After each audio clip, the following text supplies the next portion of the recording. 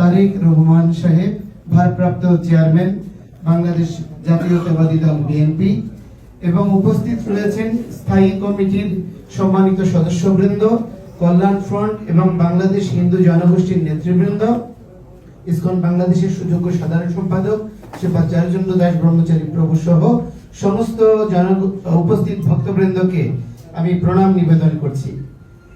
আমি আজকে আপনার সামনে কথা বলতে পেরে খুব আনন্দিত ফিল করছি এই কারণে যে সনাতনী জাতিগোষ্ঠী যে দীর্ঘদিন ধরে একটি বঞ্চনার ইতিহাস বয়ে বেড়াচ্ছে, সংখ্যালঘু জনগোষ্ঠী, এই নিপীড়ন বোঝার জন্য আপনি এক সক্ষম।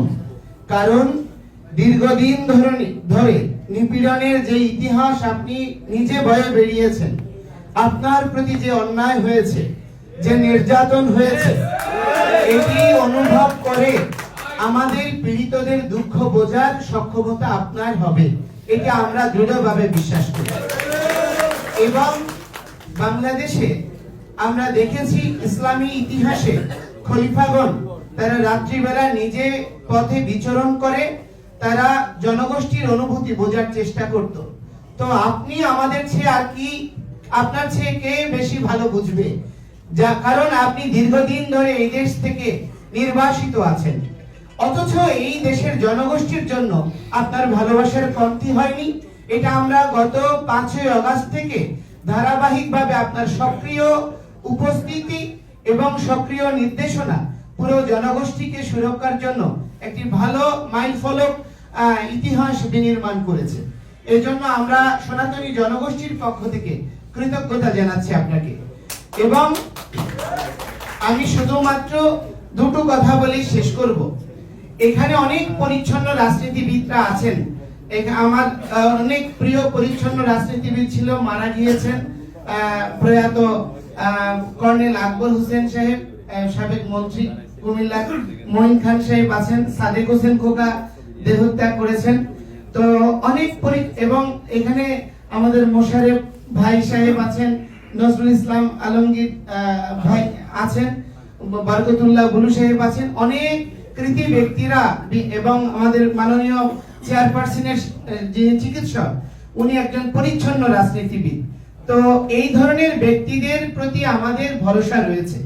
শুধু আমি আপনার কাছে একটা অনুরোধ করব, দীর্ঘদিন ধরে আমাদের নিপীড়িত হলেও বঞ্চিত হলেও যত না দুঃখ হয় যে কোনো রাজনৈতিক কারণে, এটা আওয়ামী লীগ এবং বিএনপি, জামায়াত ইসলামী নেতৃস্থানীয় লিডারদের মধ্যে দেখিনি তাদের মধ্যে কি মনোভাব আছে, কিন্তু ফিল্ড পর্যায়ে কিছু নেতাকর্মী সিনিয়র নেতৃবৃন্দের কাছে বিশেষ কৃপা কটাক্ষ লাভ করার জন্য সত্যকে গোপন করার একটা প্রবণতা দেখেছি।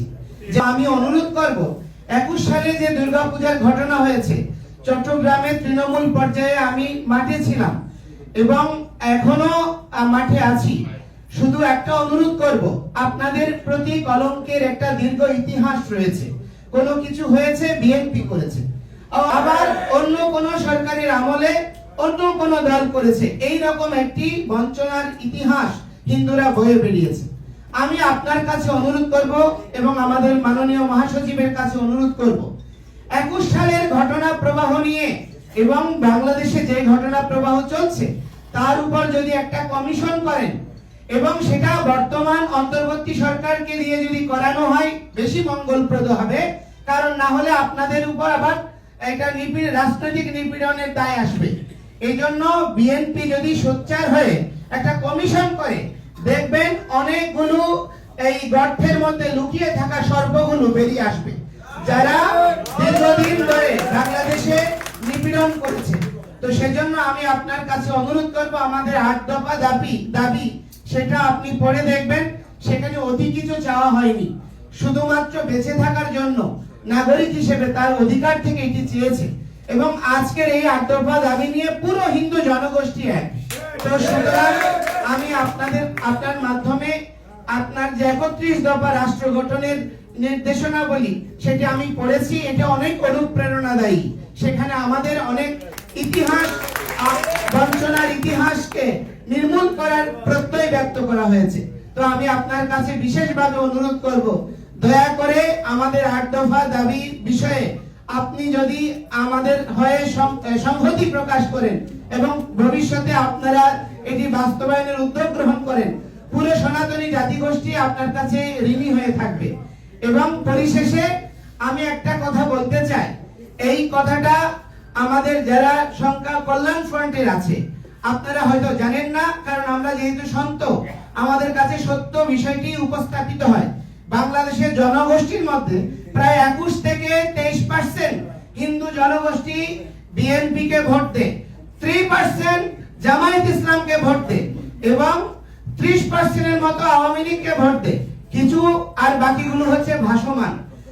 আওয়ামী লীগকে কেন ভোট দেয় তার কারণটা হচ্ছে আমাদের রাজনৈতিক দলগুলো কখনো হিন্দু জনগোষ্ঠী ভোট দেয়, তারা সক্রিয় রাজনীতিতে হয়তো আসে না, কিন্তু এটা বিশ্বাস করতে চায় না, স্বীকার করে না, যার ফলশ্রুতিতে আমরা নিপীড়িত হওয়ার পরেও এই সত্য প্রকাশ করার সাহস আমাদের হয় না। এজন্য কল্যাণ ফ্রন্টের কাছে আমার অনুরোধ থাকবে, আপনারা জনগোষ্ঠীর পাশে যাবেন। এবং আমাদের ফখরুল ইসলাম আলমগীর সাহেব, কিছুদিন আগে ওনার সঙ্গে দেখা করেছিলাম, উনি অনেক প্রত্যয়ী কথা বলেছেন এবং আমাদের বিজন বিহারী বাবু উনি খুব ভালো উদ্যোগ নিয়েছেন। এবং আপনি যদি মাঝে মাঝে এভাবে আমাদের সঙ্গে পাশে থাকেন, একটু আমাদেরকে অনুপ্রেরণা দেন, আমরা কোনো বিদেশি প্রভুর কাছে শরণাপন্ন হই না। 21 সালে ইসকন আন্দোলন করেছে, 154টা দেশে আন্দোলন হয়েছে এবং প্রতিটা দেশে বাংলাদেশ হাই কমিশনে স্মারকলিপি দিয়েছে, কোন প্রভুকে কোন দেশকে বলেনি। আপনি আজকে আমাদেরকে সময় দিয়েছেন, আপনাকে ধন্যবাদ জানিয়ে আমার বক্তব্য শেষ করছি। শুভ প্রণাম।